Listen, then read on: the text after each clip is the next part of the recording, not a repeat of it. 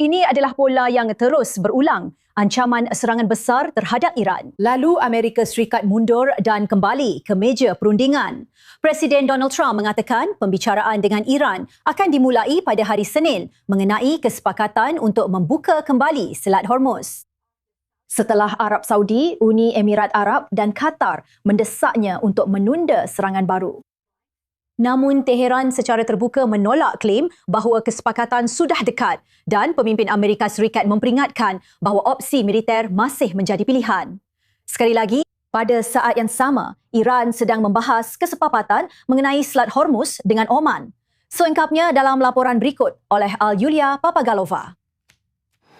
Serangan besar-besaran AI Lansrikan terhadap Iran sudah siap dilakukan. Kemudian, menurut Presiden Donald Trump, sekutu Washington di kawasan Teluk meminta dirinya untuk menghentikannya. Saya diminta oleh Arab Saudi, Uni Emirat Arab, dan oleh Qatar, dan oleh Iran. Kami semua sudah siap melancarkan serangan tepat pada saat ini. Sekarang juga. Dan akan ada serangan besar-besaran. Trump mengatakan operasi yang direncanakan itu akan menjadi serangan terbesar sejak Perang Dunia Kedua. Namun setelah berbicara dengan para pemimpin Teluk, khususnya putra mahkota Saudi Mohammed bin Salman, dia memutuskan untuk memberi kesempatan lagi pada diplomasi. Sekarang, negosiasi diperkirakan akan dimulai Senin sore. Tujuan pertama adalah membuka kembali Selat Hormuz, di mana Iran berulang kali menyerang atau membatasi pelayaran selama perang. Nah, sekarang yang kami lakukan adalah berbicara dengan mereka melalui negosiasi. Tapi, sudah ada berbagai versi tentang apa saja yang akan termasuk dalam kesepakatan apapun. Trump menyarankan satu kesepakatan bisa mencakup baik Selat Hormuz maupun denuklirisasi Iran. Sementara itu, Republik Islam menegaskan bahwa Selat Hormuz tidak akan kembali beroperasi seperti sebelum perang,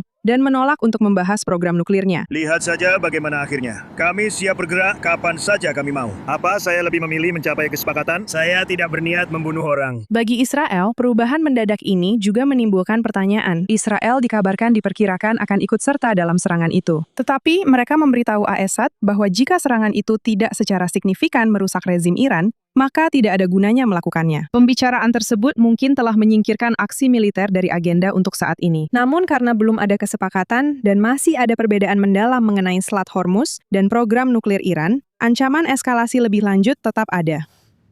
Jadi untuk informasi lebih lanjut, dengan senang hati saya menyambut ke studio Mayor Jeneral Cadangan Eitan Dangat, mantan Sekretaris Militer untuk 3 Menteri Pertahanan dan mantan Koordinator Kegiatan Pemerintah di Wilayah Palestina di IDF. Koresponden senior Timur Tengah kami, Ariel O. Ozeran dan analis keamanan Jonathan Regev. Panel yang luar biasa. Terima kasih bapa-bapa. Saya menghargai kehadiran anda di sini.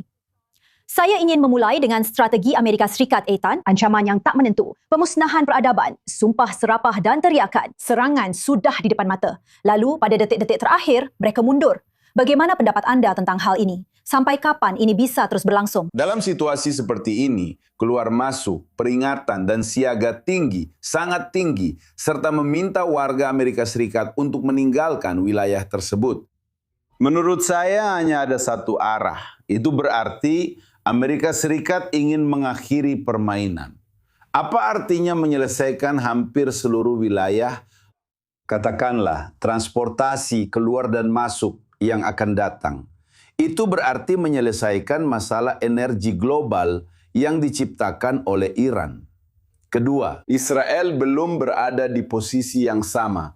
Ini sudah dimulai. Apa artinya Israel bukan mitra dari keputusan Donald Trump yang sayangnya diambil? Dan apa reaksi langsungnya? Bahwa rudal nuklir masih jauh untuk dibicarakan sekarang. Jadi, apa perkiraan saya? Kita akan mengalami bolak-balik. Pada akhirnya, kita akan menemukan semacam solusi. Ini tidak memberikan dukungan kuat kepada Amerika Serikat untuk masa depan. Karena banyak negara di wilayah ini dan juga di wilayah lain di dunia sedang memperhatikan kebijakan seperti ini. Ini tidak memberikan poin positif. Dan Ariel, Iran mengatakan bahkan tidak ada pembicaraan yang terjadi, sepenuhnya membantah apa yang dikatakan oleh Presiden Amerika Serikat. Tapi kita tahu Iran dan Oman sedang membicarakan beberapa langkah terkait Selat Hormuz. Apa kabar terbaru? Ya, Iran sedang berusaha memperkuat kendalinya atas Selat Hormuz dan melakukan pembicaraan dengan Oman. Sampai saat ini, pembicaraan ini agak menemui jalan buntu karena Oman menolak mengizinkan Iran mengambil kendali penuh atas selat tersebut. Hal ini juga berkaitan dengan Amerika Serikat. Oman telah memperkenalkan jalur alternatif di bagian selatan yang memungkinkan kapal-kapal yang ingin melintasi selat tersebut untuk masuk melalui jalur yang lebih dekat dengan wilayahnya. Ini adalah sesuatu yang Iran, Menurut pandangannya, tidak bisa diizinkan. Kenapa? Karena jika kapal-kapal melintas jauh dari wilayahnya sendiri, mereka tidak bisa mengancam kapal-kapal tersebut. Dan mereka juga tidak memiliki kendali efektif atas selat itu. Jadi, yang coba dicapai Iran di sini adalah agar hanya ada satu jalur. Dan jalur itu akan berada di sepanjang garis pantainya. bahkan jika mereka tidak menyerang kapal-kapal ini, ancamannya tetap ada.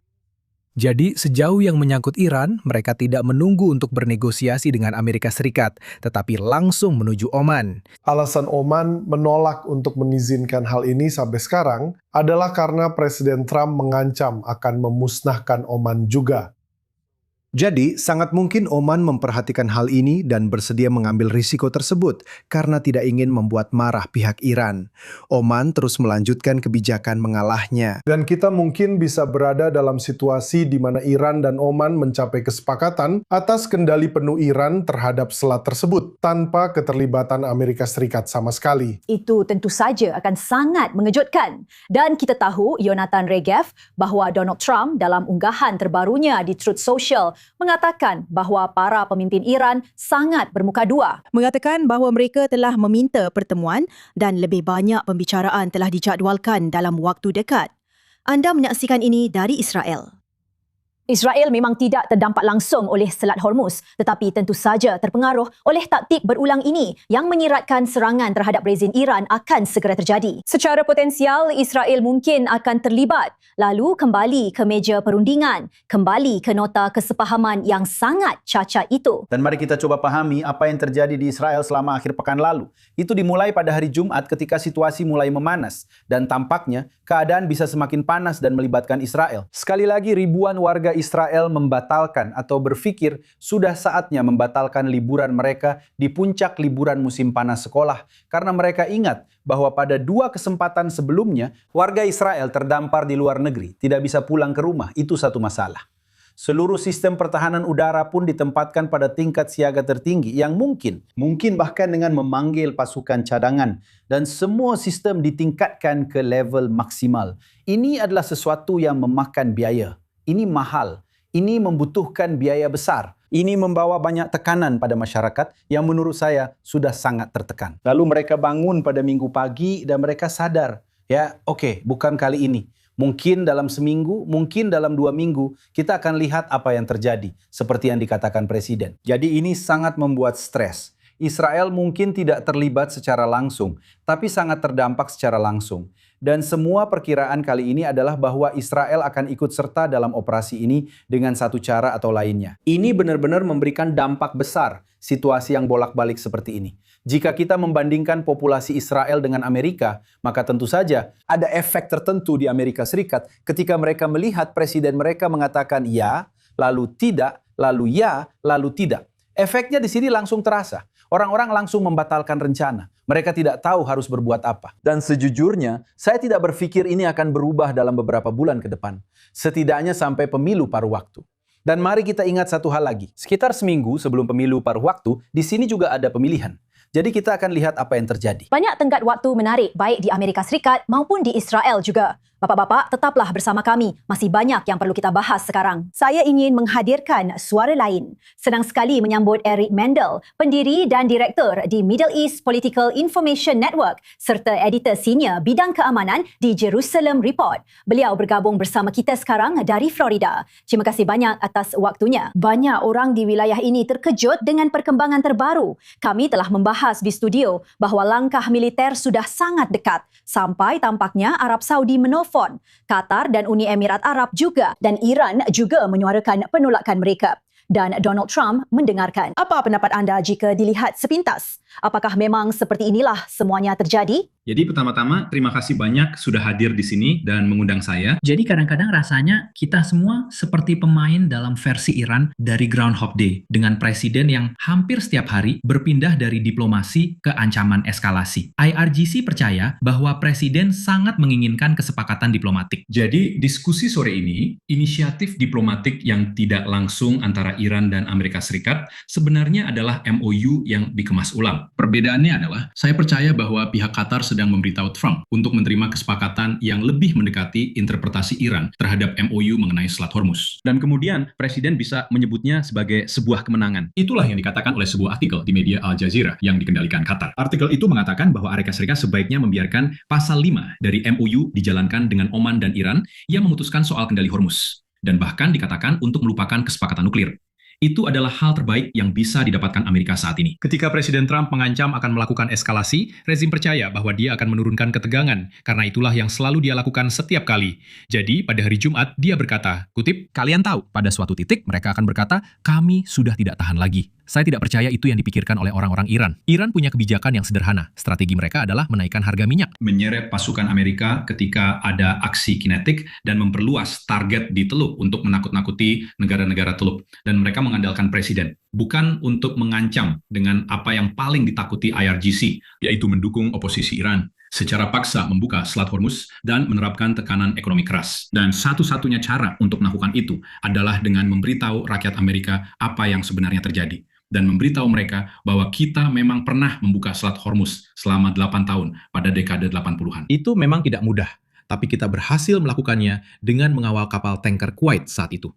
Dan itu akan menghilangkan sumber pengaruh terbesar Iran. Saya hanya tidak tahu apakah negara saya benar-benar memiliki rencana strategis yang jelas tentang apa yang harus dilakukan. Nah, berbicara tentang rencana strategis untuk langkah selanjutnya, saya sangat menantikan pendapat Anda tentang laporan-laporan mengenai strategi alternatif ini. CNN melaporkan bahwa CENTCOM sedang mencari cara-cara kreatif atau tidak konvensional untuk menghukum Iran. Bagaimana pendapat Anda tentang upaya ini? Email dengan gaya crowdsourcing ini. Seorang perwira intelijen di CENTCOM tampaknya menulis email ini kepada sekelompok besar analis militer. Ini tentu saja merupakan pemikiran di luar kebiasaan. Bisa dibilang begitu. Anda tahu, saya harap ini tidak terkesan putus asa. Anda tahu, saya pernah mendengar bahwa CENTCOM, begitu juga dengan pihak Israel, bahkan tidak mengetahui bahwa Presiden telah membatalkan serangan sampai mereka membaca postingan Truth Social miliknya. Jadi memberikan arahan seperti ini kepada CENTCOM sepertinya bukan keahlian mereka. Maksud saya, mereka berurusan dengan eskalasi militer serta keuntungan strategis dan taktis. Jadi saya berharap ada hal-hal yang terjadi yang tidak kita ketahui dan ada sesuatu di balik layar. Tapi sekali lagi, jika Anda tidak akan membuka Selat Hormuz, jika Anda tidak akan membantu rakyat Iran, jika Anda tidak akan meningkatkan sanksi, dan menutup jalur di mana orang Iran bisa mengeluarkan minyak dan mengirim barang lain melalui Laut Kaspia, dan hal-hal seperti itu, ini bisa berlangsung sangat lama. Dan Iran merasa sangat nyaman karena waktu berpihak pada mereka. Memang terasa seperti mereka telah membeli lebih banyak waktu lagi. Orang Iran sangat ahli dalam melakukan hal itu. Eric Mendel, langsung dari Florida. Saya selalu menghargai wawasan anda. Terima kasih banyak telah bersama kami di The Rundown.